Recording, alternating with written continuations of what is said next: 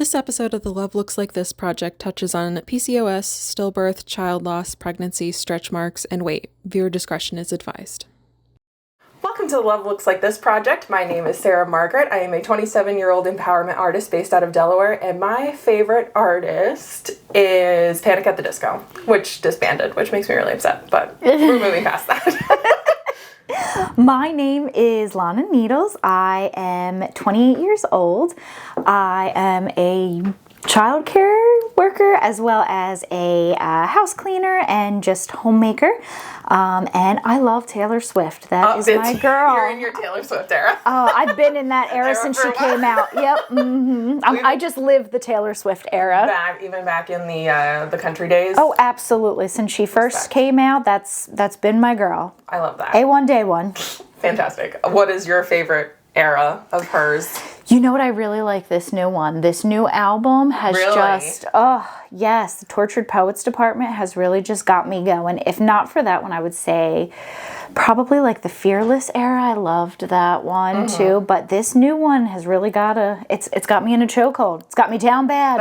I love that. I actually have not heard anyone who's like been super into this new one, but I guess I'm just not talking to the right people. I love it. I do. I already said if she does a concert just for this album, I will sell a kidney just to go to it. You've got to. Love her. Exactly. Who needs one? Who needs multiple? Your job is multiple things. Caregiver, basically just caring for people in different ways. Yes. So I guess that kind of answers my next question, but if you could describe yourself in a way that isn't a job, like, how would you describe yourself? A caretaker, definitely. Whether it's for people, their houses, animals, pets, a caretaker. Yeah. No, you definitely have a very, very caring soul, for sure. So when I ask you about your body, like, this is like the first three words that come into your head, like, just firing off. Like, what are the first three words that come into your head when I say Lonna's body? Thick is always probably the first one. Beautiful. Yes, good. And chunky. I know chunky's kind of the same as thick, though. But that would different. Be like the three, like, they're the words that would come to mind. I love that. So, like, dive a little deeper into those. I love how you said chunky and thick. Like, I feel like those had different connotations, so I really enjoy that both of those got included in your assessment. I also love that beautiful was, like, the first thing that the second, number two thing. Why do you think those were the first three words that showed up? Probably just because I've always considered myself thick. I don't like the word fat. I feel like fat's just like not a nice word, and I don't know. It has like a negative connotation or whatever you want to call it, where I feel like thick can be like a positive, like, you know, like people like thick women, people like, you know, thick animals, people like, you know, I was talking to your husband yesterday and he was saying he loved chunky animals. Exactly. He likes chunky animals. He likes chunky women. It's just his thing. You know, who wants a thin cheeseburger? You want a thick cheeseburger to eat. So I just feel like thick is just like a good empowering word as opposed to like fat. Like fat just feels like such a horrible word to use. So I just like that word thick. Like, you know, I don't consider myself to be fat or, you know, or thin. I consider myself to just be thick. Like I'm filled out, but I'm not fat.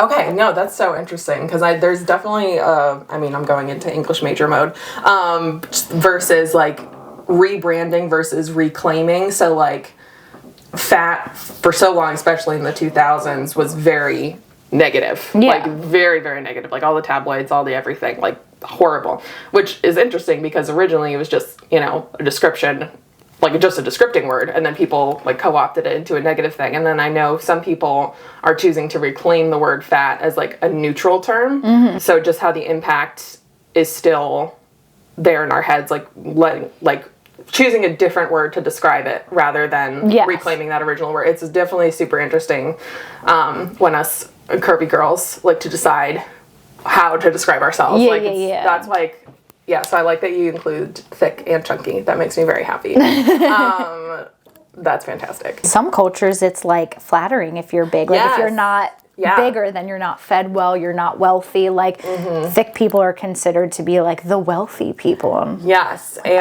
I am full of wealth. Yes. That's also super interesting because even across like, English culture as well, like not even like the culture that like we were, have always been a part of as lovely white ladies. It used to be better to be fat because that meant you could afford all that food and that was good. To eat. And even back then, like I'm talking like old like Victorian times, it was better to have blackened teeth because that meant you could afford sugar. So poor people who could not afford sugar would put tar on their teeth, which is super interesting. And now it's more of a luxury to have the time to work out. So being super fit and whatever is the goal. So basically the goal just shifts to whatever is hardest to obtain, which is super interesting. So like whatever, it all goes back to like capitalism and wealth and stuff like that. I was just born in the wrong generation. I know, right? But yeah, now that we have an excess of food and like the cheaper it is, and it's typically the less healthy it is. Yeah. So it becomes a class thing, which is super interesting as well.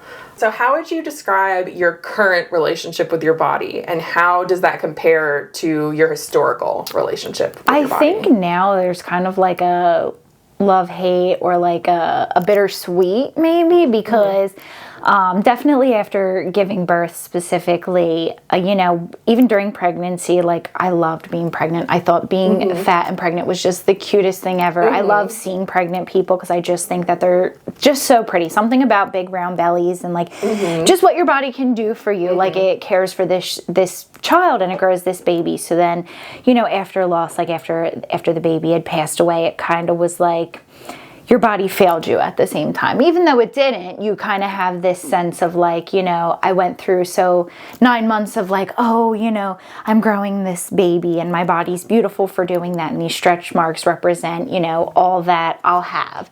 And then when she had passed away, it kind of became all that you lost. So there's kind of that love-hate of like trying to appreciate the fact that this body still gave me, a beautiful baby. She's just not here. So it's kind of that like bittersweet of like, love versus hate. I have stretch marks that I didn't have before that I really struggle with now. Just because I didn't have them, before pregnancy, I would have wore crop tops all day, every day. I didn't care. Where now, specifically because of those stretch marks, I'm like, do I wear this? Do I not wear this? But again, it comes with, that back and forth of like, trying to appreciate the fact that it gave me my baby and that I once loved, those stretch marks and what they gave me, and fighting that like urge to feel like, well, those stretch marks also came without a baby to hold in my arms, know. So there's kind of a love-hate, I think, now. So I am familiar with your story with Ellie because I've had a very lovely experience of documenting the post life with Ellie and stuff like that. Do you want to give a little bit of context about Ellie and that process for you? Sure, yeah. So I know you love talking about her. I do love talking about my girl. So we found out we were pregnant in October of 22. And it was very exciting, very nerve-wracking, but very, very exciting. She was a surprise. Yes. She was a surprise. Yes. So I was told long ago that I would probably need assistance getting pregnant. I have PCOS, and fertility is a struggle on my mom's side of the family anyway, and so it was just something that I didn't necessarily expect.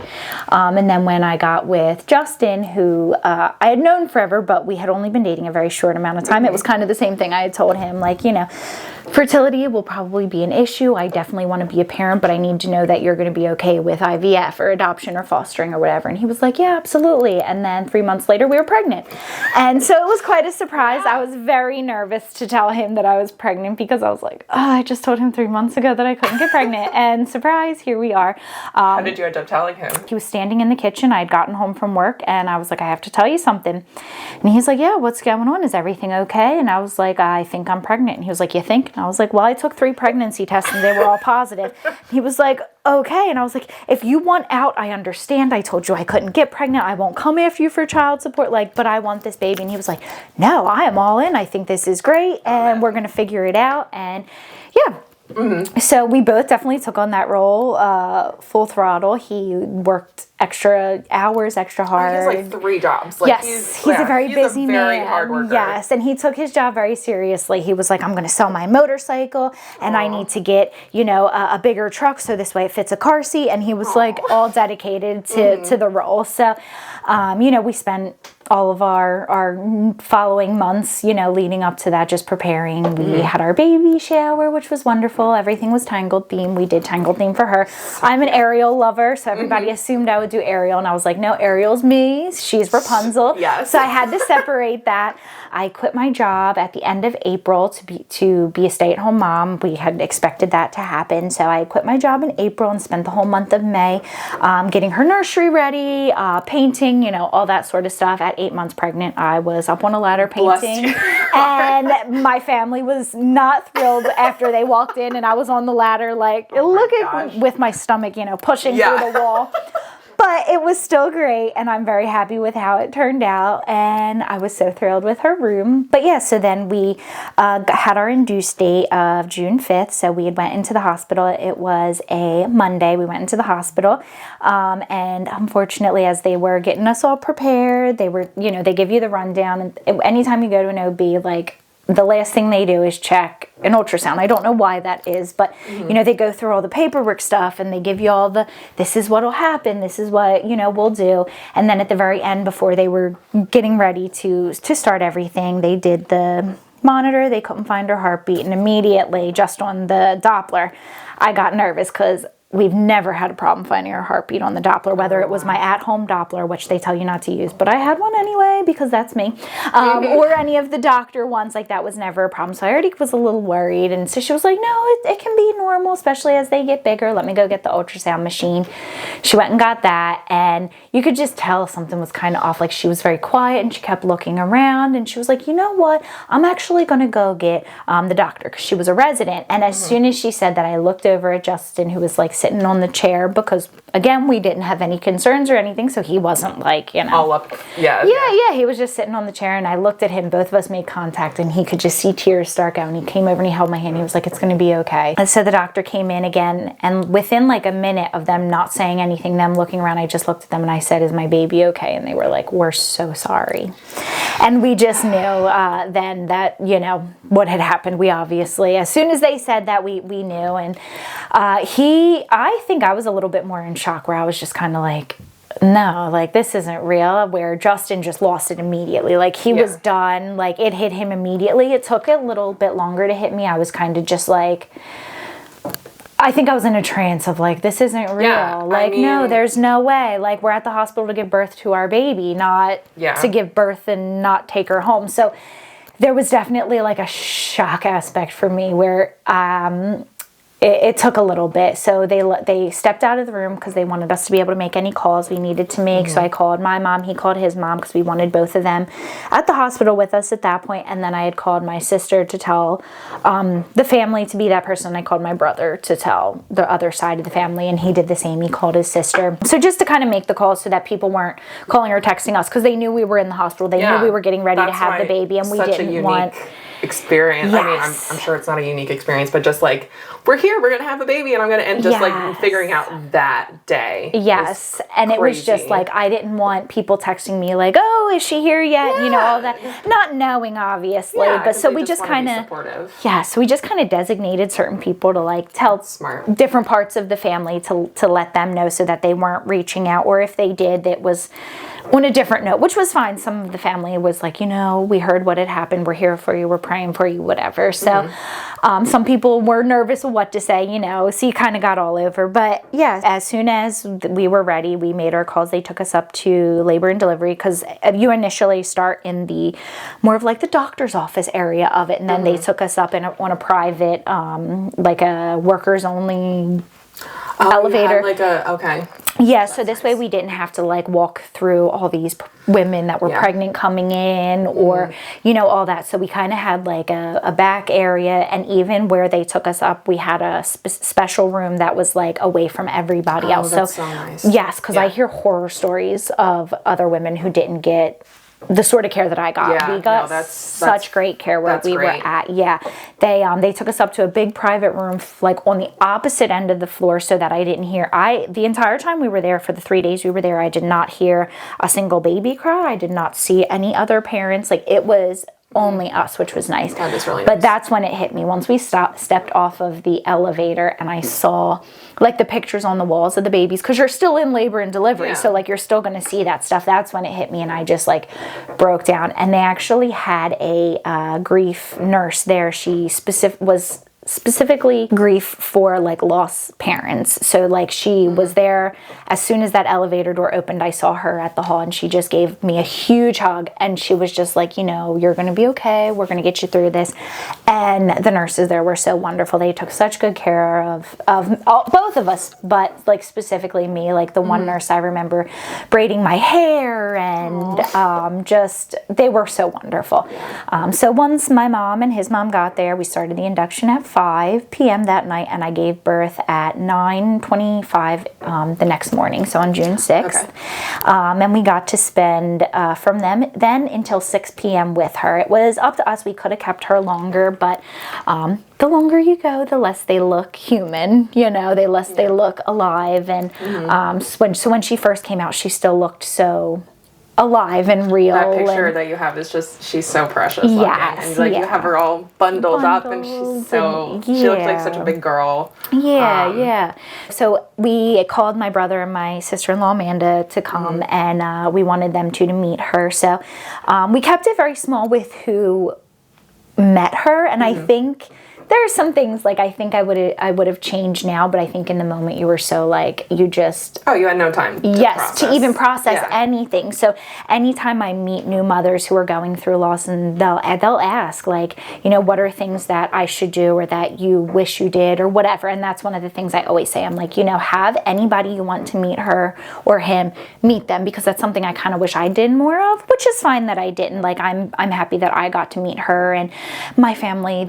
That matters also. Whether they met her or not, always make sure that she's a big part of their lives too. So, we still make it work, but that's definitely something that I would have done different. But the people that I wanted came, they got to meet her, and then they left and gave me and Justin some time with just her. But and they give you a cuddle cot, which is like a little baby bed, and it's got a cooler in it, so this way like it keeps them preserves her a little bit longer. Yeah, but she was only in there maybe a minute while I went to the bathroom. Like, because when she's there, like, I'll never get this again with her, and I wanted to have it. So that's what we did. We held her, we loved her, we hugged her, we kissed her, everything that we possibly could. And then the nurse came in at 6, and I had told Justin, I said, I'm ready to give her back. I said, I think it'll be harder for me to watch her deteriorate than it would be to just remember her. That would just be trauma all over again. Like exactly. And not to knock it, like some moms keep their babies for 3, 4, or 5 days. And really? Yeah, and I mean, to each their own. It was just for us personally, like you wanted to remember her. Yeah, like as still with her coloring and all that. By that time she had started to get more blue, and so it was just, we were ready. So we had given her to the nurse, and we had decided not to, because we had some options. You could do like a burial, like we could take her home and bury her, we could have her cremated and then either keep her in her urn or bury her, or whatever we wanted to do. And we had ultimately decided for us to let the hospital bury her, because they had told us that what they do is they cremate any of the young children together that pass away at the hospital. They cremate them together and then bury them on hospital grounds, and on those hospital grounds nobody's allowed to walk on them. It's like a sacred hospital ground, so only the groundskeeper, even nurses, doctors, stuff like that, are not allowed to walk on this ground. Oh, okay. And for us, it was more of at least for me specifically, it was more of I have a lot of family in urns, and it was just, I was not feeling it. I don't, like, it makes me sad, like, to think, like, this is where this is where they are. Sitting in a, they're just sitting in this jar, and I don't know, it just didn't sit right with me. And then I was like, and I don't want to bury her and her be all alone. So for us, it was very much of like, that's a really beautiful option. Yeah, like it just made me feel good to be like, you know what, she's buried, and I may not be able to go visit that specific place, but I know that she's not alone. Like she'll play with the other kids. Yeah, and it's probably like, you know, a silly thought to have, but like for me, it just felt better knowing that, you know, she was with any of those other, you know, sweet babies that didn't get to, you know, make it out of the hospital either, and that, you know, they're together. So that made us feel good. So that's what we decided to do. And after they had taken her, before they took her down to the morgue or wherever they take them, they did like footprints and molds. So we have these precious little ceramic molds of her, to both 2 hands and 1 foot. But yeah, so we decided to do that, and they gave us some of the most precious like mementos ever. We have like that in like a little trophy case sitting on a shelf, and we have an entire bookshelf. It started out as 1 shelf, and then 2, and then 3, and then 4, and now it's just the entire bookshelf is hers. Good. Filled with all things Ellie that we love. But yeah, so we came home, you know, they let us go home. We went home the next day, and we had lots of visitors, and so many people came to visit us and to bring us food and to bring us gifts. And I still don't, after a year and a month, I still don't go into her bedroom. I was going to ask, like, what's the state of her Yeah. So my mom is okay with going in there. Justin's okay with going in there. I am not. I don't even like when other people go in there, but only because I can hear the door open. So none of the doors in the house squeak besides her door. So when you open it, you can hear it. And it's just, that's like the one thing for me that's like, if anybody needs to go in there for anything, like do it when I'm in the living room. Like I don't want to hear it. I don't want to see it. And once we have future children or, you know, whatever, it'll be different. I've already talked about that because I've gone in there for when I have had a friend over, her baby, she has a little girl, and I gone in there to pick up some toys, and I loved it. It felt so good to go in there to be like, look what I'm doing, I'm using your stuff for somebody else, and that feels good. But if it's just like me home alone, like, and I go in there, I will just sit in there and cry. Like it's just not a good space for me. So I only go in there if it's for something purposeful that'll make me feel good. But other than that, I really don't go in there. Her shelf is like where I spend most of my time looking at or, you know, thinking about or with her. But the room is a no-go for me. Yeah, no, and that's completely valid. Yeah. When you first like found out you were pregnant, how did that like impact your relationship with your body? Because you said you really liked being pregnant. And you were so freaking cute as a pregnant person. Yes. So even before being pregnant, anytime I saw pregnant people, I just thought, like, I just love pregnant bellies. Like, I love it. I just think it's so cute. They're so pretty. So I was so excited. And, like, every day I was like, am I getting any bigger now? Like, pushing it out almost. Like, oh, yeah, look at that. As I'm, like, a week, you know? Yeah. But I was, you know, so as I started to grow and grow, like, around January is when I finally like had something noticeable, and I just loved it so much. And as I got bigger and bigger, it just, the more love I had for it. Like I loved that belly so much. And even like after she had passed away and was born and all that, I just like, that was the one thing I would say all the time. Like, I just miss my belly. Like I miss that big old belly. And I mean, it's definitely a mixture of missing her as well, and, you know, missing that belly. But I felt so good about myself when I was pregnant, and I just loved my body so much being pregnant. And it was just, it felt good. It felt so nice to be like, this is what I'm meant to be. I'm meant to be a pregnant woman. Like, so I loved it. Yeah, and it's so interesting. Like, I feel like pregnancy is the one connotation in our culture where it's like, good to be big. Like, it's like, and so it's like, I have permission to like, you know, take up space like this. Yes, and feel good about it. Yeah, I think that's a big thing because, I mean, I've always, before then, like, I've always thought of, like, I was, you know, fat, where I was, you know, I didn't look good in this, I didn't look good in that. And, you know, especially in high school, kids are not very nice. And, you know, so there were times where like, you know, things would be said about my body or about being bigger. And so then when you get pregnant, it's like, beautiful that you're big. It's like a compliment. And so I was able to really like embrace that and be like grateful for my body and the fact that it was bigger and that it was growing. And so I really enjoyed pregnancy and being bigger, and No, that's super cool. And then, like, even when you get to come home with a baby, people are like, so when are you losing the baby weight? It's like the instant the baby is out, it's like, now you gotta go back to your original size. Yeah, and that never happens. Yeah. I mean... Unless you're spending millions of dollars on trainers and, like, food and, like... Yes, but unless it's your full-time job, like... Yeah, even, like, I know lots of women who had children and, you know, ate healthy and still exercised, and they still have the stretch marks. They still have the little pouches, like, and it's just, it's what happens when you have a baby. Like, it is what it is. Yeah, like a whole other soul came out of you. Like, what were you expecting to happen? Can we just, like, be okay with it? Yeah. No, it's crazy. Like, I see, like, those, am I the asshole Reddit posts when guys are like, my wife gave birth, and I'm not attracted to her anymore. I'm like... You are the asshole, yes, absolutely. Like, that's the end. It's like, she gave you an entire human being, and that you're worried about her... What her body looks like. It's crazy. I mean, even my cousin, she's stick thin, and when she gave birth, she went back to still being thin, but she still has stretch marks. Like, there's just things that are never going to go away. You have a baby, like you get big and fat and pregnant and beautiful over a very quick amount of time. Yeah. So like it's normal. Yeah, no, it is very normal. So you loved being pregnant, and that's like, I love that your relationship with your body like shifted in that way. And because I mean, even when people are like, yes, big is beautiful when pregnant, like there's wrong ways to have a pregnancy belly. Like, oh, do you have a bee bump? It's like, what the is that? Like, there's a baby at like, excuse me. Like, yeah, the stupidest thing I've ever heard. But like, just even how we have societal expectations of what your body should look like when you're producing a human being is crazy to me. When around Christmas time, so I was starting to show, but not enough where, like, by January, I was really like, this is cute. It was kind of that mix of, like, are you pregnant or are you just fat? Yeah. And I remember, I love my boyfriend so much, but his father said to me, or said in front of everybody, oh, are you sure you're not having twins? You're looking a little fat. And luckily, I did not hear it, because I probably went balls to the walls and, you know, said some not nice things back. But, when I was told that later, like, it was like the day after, his sister said, did you hear that comment? And I was like, no, like, luckily I didn't even notice it. Yeah. And I was like, are you kidding me? Like, I'm carrying your grandchild. Yeah. And you have the audacity to be like, oh, I'm making jokes about it? Like, it's not funny. No, it's not funny.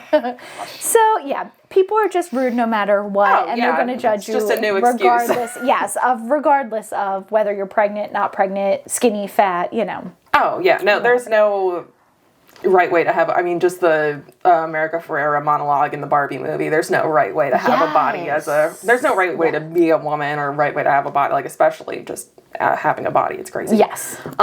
So after you came home from the hospital and, like, how it's been... She just had her first heaven birthday, right? She did. She just had her first heavenly birthday. Mm-hmm. So how has your relationship with your body shifted over the past year? It's gotten better. It's definitely gotten better. I think early on I was so angry at, you know, even though it wasn't my fault, it was actually a cord accident is what happened. Her cord had gotten wrapped, so it wasn't even like there was something that, because I remember when we had found out, the first thing Justin said was like, she did everything right. I don't understand. Yeah. Like, you know, from not eating this, not eating that, don't take this medicine. I barely even took Tylenol, which you're allowed to take. Like, I barely even took Tums, you know, the whole nine. So, because there's definitely like a construed opinion sometimes. That, it's you did something wrong. Yes. So it was just, the doctor told us it's just a freak accident. So even though like the doctor's telling us like, this is something that will very likely never happen again. This is something that is just a really unfortunate event. It's something that like literally you could not have prevented. Like, and they even tell you like by the time that I would have noticed the lack of movement in her, it would have been too late. Like, so there is this like, even that with them telling you like you did nothing wrong, there's still this like you look at yourself in the mirror and you're like, you did this, like it's your fault. So then seeing yourself that way, not only emotionally, but then seeing this body that, especially right after birth, is like super saggy and you know, the whole nine. I'm like, you come out of this and you look like this, and I don't even get a baby to explain why I look like this. So there's, I think, a lot more anger around it. And I can't say, like, for other people who have living children, how they would have felt. But I know for me, with not even being able to hold that child and be like, look, I have this beautiful baby, so it's okay that I look like this. Yeah. For me, it was like, you took away my baby and now you look like this too. So I really battled with that. I mean, I want to say up probably till recently, like very recently. I mean, the first time I wore a crop top was probably 2 weeks ago. Oh, wow. Like, it's been very recent that I've finally been able to be like, you know what? Like, you do have stretch marks, but you know what? It's okay. Like, who cares? Like, Justin loves you. Like, my boyfriend thinks that I am the greatest thing since cake and ice cream. Like, yes. He thinks that, so like, cute for that. yeah, like, it does. I could be in my, you know, baggy sweatpants and a t-shirt, or I could be in absolutely nothing. And he's like, you're on fire. Like, you look great.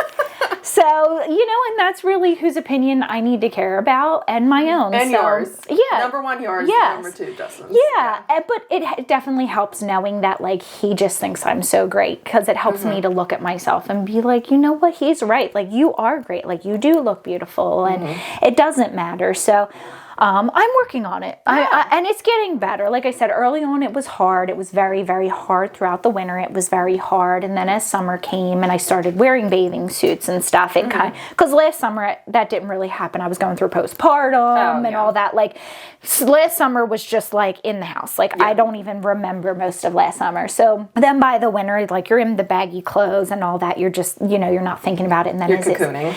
And then as it warms up and I started going outside more and getting more sun, like, that helped. So it's getting better. You know, I'm trying to think more positively about myself, where I think last year it was just a matter of just being so angry at everything. Yeah. Where they say time heals, and it does, and there will always be a pain there, but it's healed multiple things, you know, from you know, being able to talk about her without just sobbing all the time, or, you know, thinking about her even in a positive note. Like, it was something for me, it was like her, with her birthday coming up, I was like, I can be sad and cry any day, but that day is about her. Her actual day of birth was such a sad day that should have been such a happy day, that I'm not letting her first birthday be that way. No. So we celebrated it beautifully. It was a wonderful day. And since then, I've really tried to continue that. Like, you know, every day needs to be beautiful for her. It's okay to have sad moments. And there are, like, the other night, I just sat and cried to Justin. I was just, you know, I missed our baby. And, you know, we're trying to get pregnant again. And that's been a struggle. And so, you know, there are just these times where, like, I just break down and I'm like, you know, why us, you know, or whatever. But I really have tried to make it a mentality thing. Like, you know, positive attitude. Like, whether I feel this way or not, you need to think of it and be okay with it, and just know, like, you're going to be okay, and, like, your body's still beautiful, and, you know, you're still a good person, and you're still a beautiful person, and it's not your fault, and just kind of, like, build yourself up and continue to think that way. And sometimes, you know, negative thoughts take over, but it's just always going back to, like, it's, you know, don't live like that. Yeah, well, she's sitting up there being like, Mom, I want you to be happy. Like, yeah, exactly. So she doesn't want that for me. So it's getting better. I've definitely have gotten better in the last, like I said, probably since summer started, it got a little bit better. I got a little bit more better about wearing my bathing suit or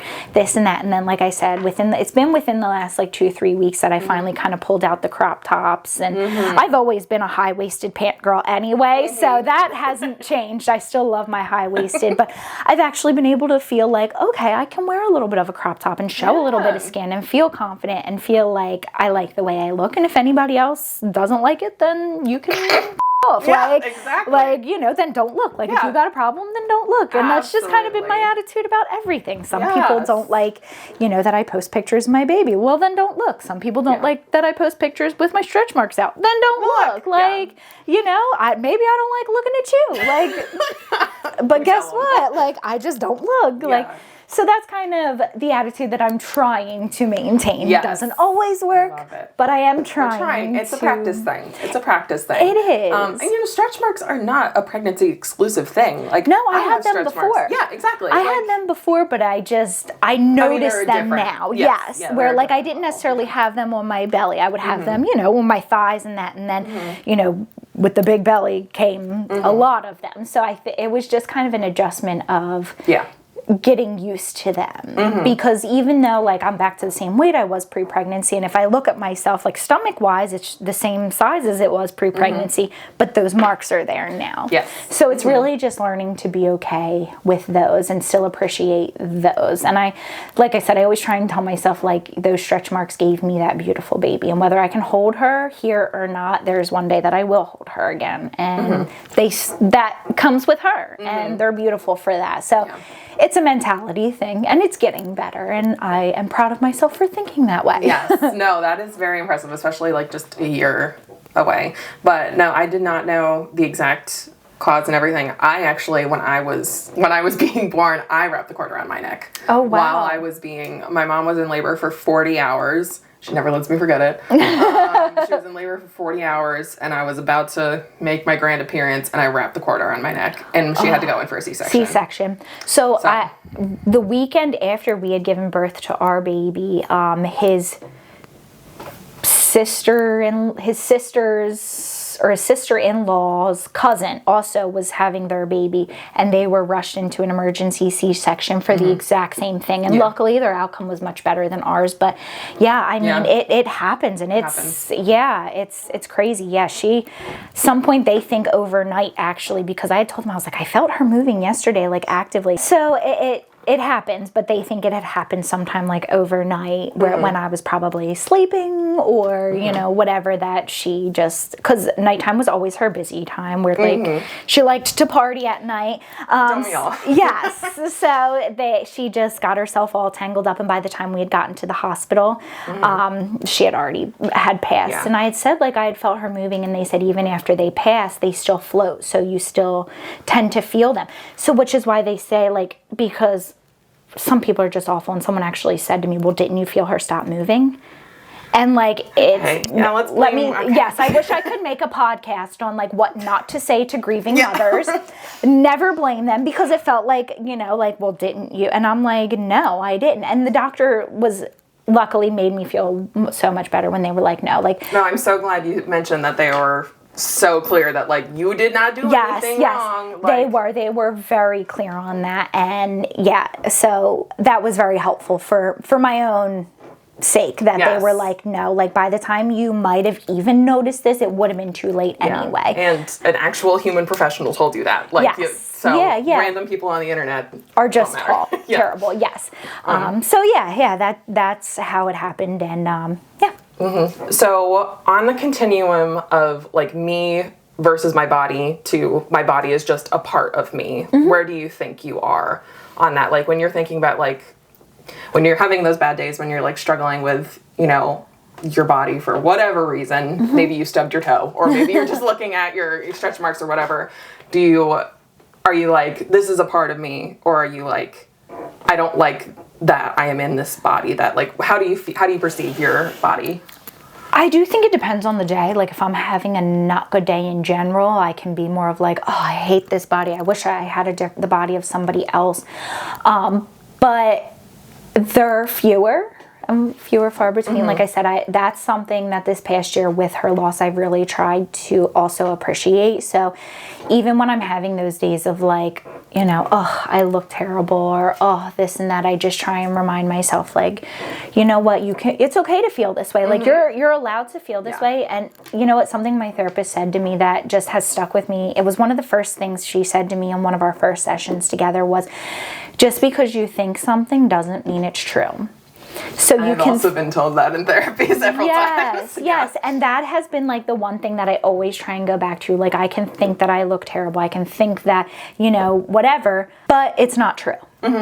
Yeah, I don't like the way I look, but that's okay. I don't like that, I look like this today or whatever, and that's okay, because it's not true. Like, I am still beautiful. So it's just kind of going back to that, like, it's okay to think this way today, and I'll feel a different way tomorrow. Exactly. Like, and just kind of allowing that to be what it is. Like, today I don't like my body, and that's okay.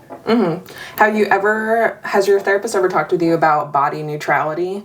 Or no. So there are some people, like, when they see, stretch marks, and they're like, oh, these are my tiger stripes. And then people are like, they're just there. Like, they don't have to be good or bad. They're just how they just exist. Like, they don't have, like, I don't exist to have to be beautiful. Yes. Like, it is not my job. So in those days where you're like, ugh, I hate my body, have you ever tried to shift it to be like, I don't have to be a beautiful, stunning goddess today? Yes. Like, have you ever tried? Oh, yeah, definitely. Like, it's definitely like a, you know, again, a mentality thing of like, you know, what they gave me, and I know they gave me a beautiful baby, but today I'm just not liking them so much, and that's okay too. Like, you know, it's kind of like they're there. I know they're there, but, you know, I can still just be okay with that. Yeah. Like, one way or another, like, maybe I don't feel like I'm the most beautiful person today, but, you know, they're not all bad either. Like, you know, it's okay. Yeah, and I just feel like being a woman specifically, like, our whole existence is, we're supposed to be performative. Like, we're always supposed to be looking, like, sexy or attractive or, like, whatever. Like, we're supposed to look pleasable to other people's gaze, like, even if we're just going to the grocery store. It's like, my body is allowed to just take me to the grocery store, and I don't have to, like, dress put my makeup up on or put my, like, whatever. It's like, I can if I want. I never do, but, like, I could. But just, we're allowed to occupy space without making sure our outside form is attractive to other people. Yeah, and I think for me, that's something else I've really been working on hard is, like, how do you feel good about yourself today? So, like, some days I can wear just my yoga pants and throw on a t-shirt and go to the store and feel like I am fabulous. Some days I want to get dressed all up, and that will make me feel good. So really just doing what makes me feel good that day. And if I feel good going out in my baggy sweatpants and a t-shirt, no makeup, crazy curly hair, then like, I accept that as it is. And there are some days that I wake up and I'm like, you know what? I really want to do myself up. I want to put some mascara on. But I do it for me. Yes. And because, like, sometimes my boyfriend will be like, you didn't have to get all dressed up, because he thinks it's, like, for him. And I'm like, it's not for you, honey. No. Don't get it wrong. I love you. But I got dressed up for me today. You know, or he'll be like, oh, where are you going all dressed up? I'm like, just to the store. But, like, I just wanted to feel that way about myself today. Like, I wanted to be like, oh, I feel, you know, pretty today with my blush on or whatever. So I try to do what makes me feel good and try not to let what other people think of me if I go out looking whatever type of way impact that. Yes. So we've talked about the good, the bad, the negatives. Let's talk about more positive. What makes you feel happiest in your body? Like, as far as, like, body parts? Just anything. Like, whether you're like, oh, I feel really good, I'm sitting in the pool, I love this, or, ooh, I really like the way I look right now. Like, whatever you're like, yeah, my body is good, I love this. Okay. My butt, I have a fantastic butt. People tell me that all the time. I get lots of compliments. So I love, like, wearing, like, yoga pants and stuff like that, and just, like, flaunting it, like, ooh, look at this. Like, you know, take a look at this booty, you know.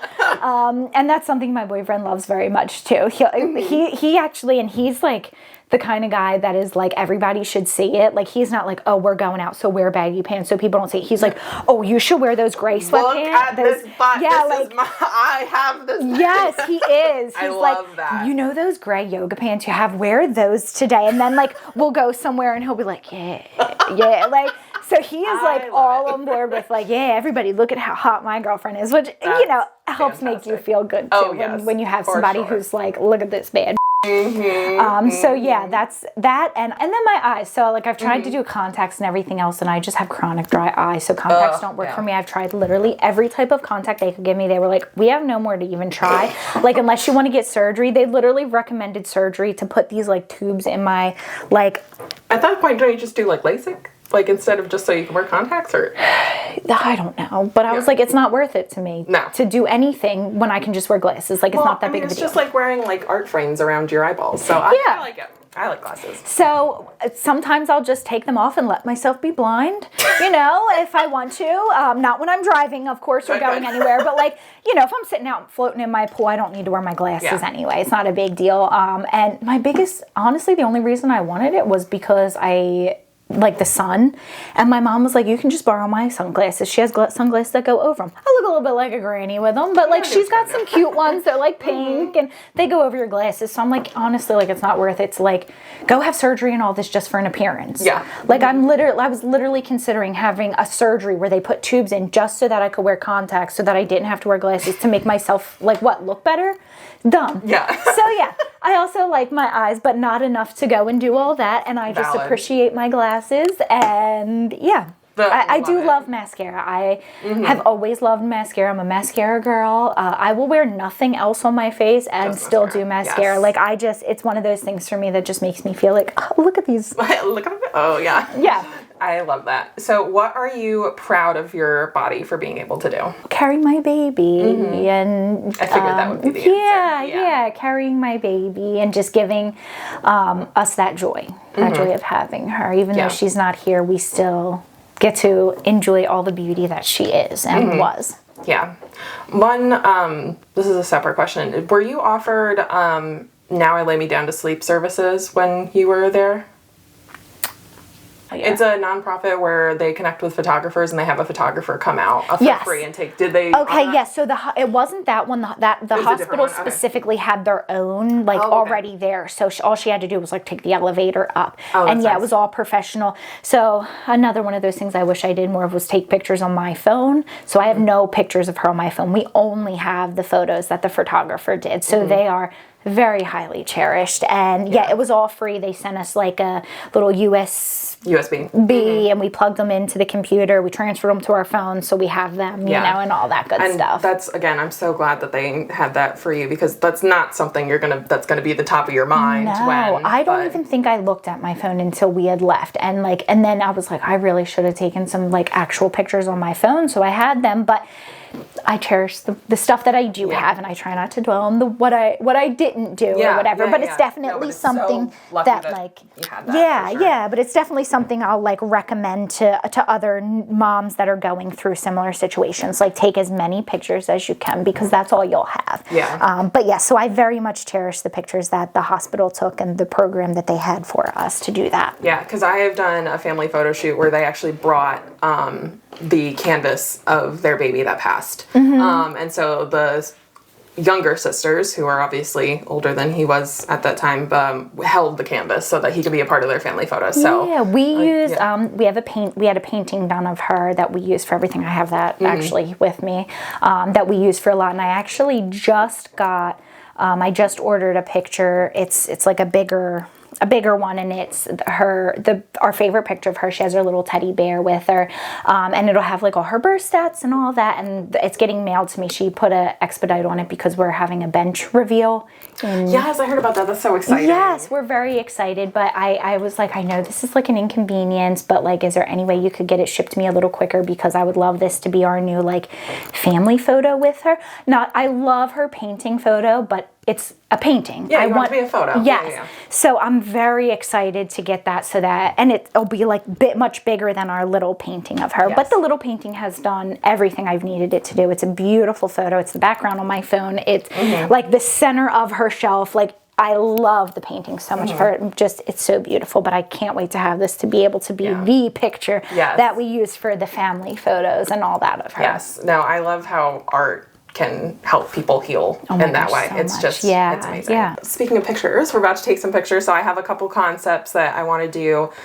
There's one we're just going to try and see if Anakin wants to participate.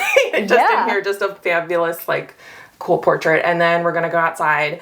I have angel wings for you. I have a golden dress you're going to wear, and we're going to wrap up the little Ellie bunny. And it's going to be like as if you went to heaven for 5 minutes and got to hold her for a little bit. Yes, I'm going to cry. And then we're going to go do fun mermaid pictures. Yes, I love mermaids. To bring it all back. Yes, yes. Once we get through the emotion of that, then we're just going to go have fun pictures. Yes.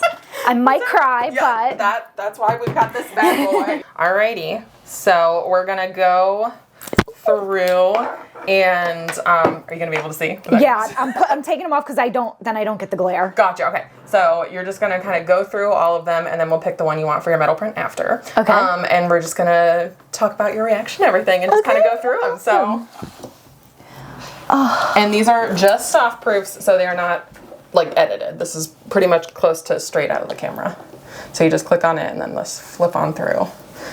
Mr. Figment. They look so good.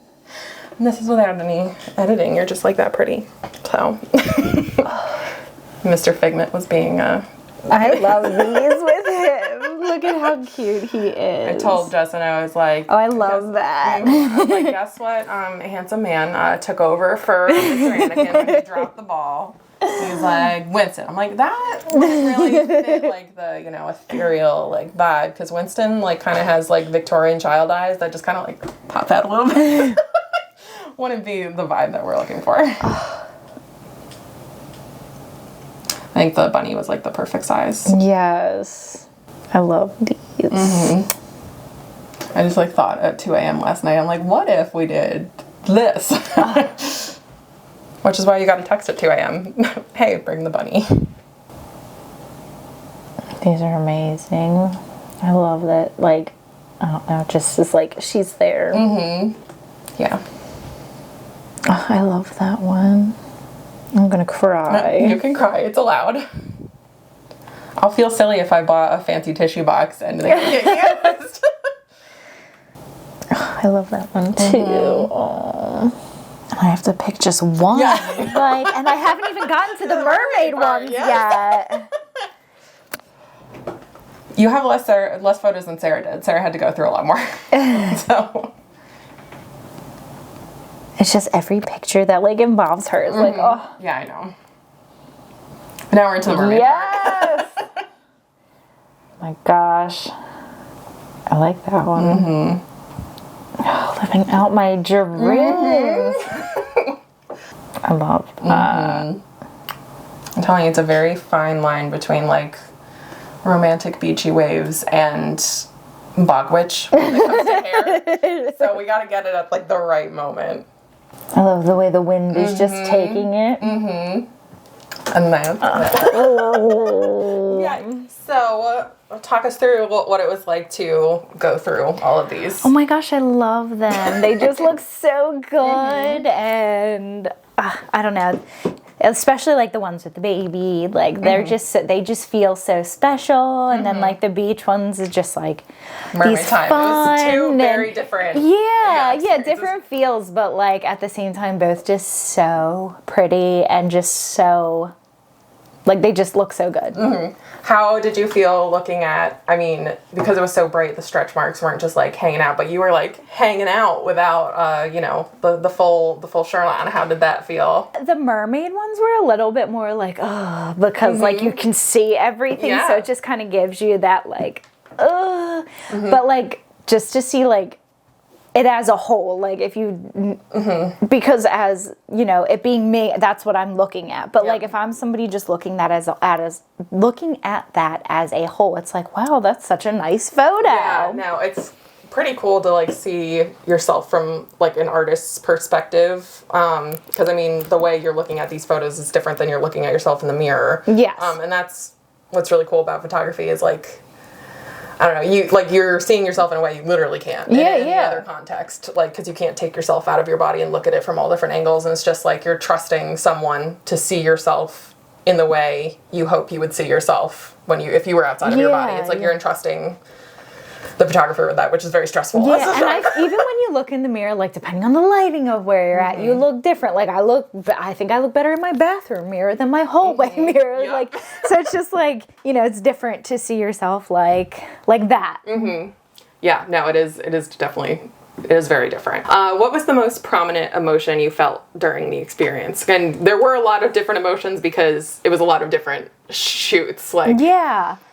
Heartwarming, I guess, because I got to feel that like in the ones where we were doing it with the baby, and then like just doing the mermaid ones, even were like living out my childhood fantasies, which is like heartwarming. So like I feel like as a whole, like heartwarming would be like the best word to describe all of it. And that leads into my next one. If you could say something to 11-year-old Lonna, what would you say?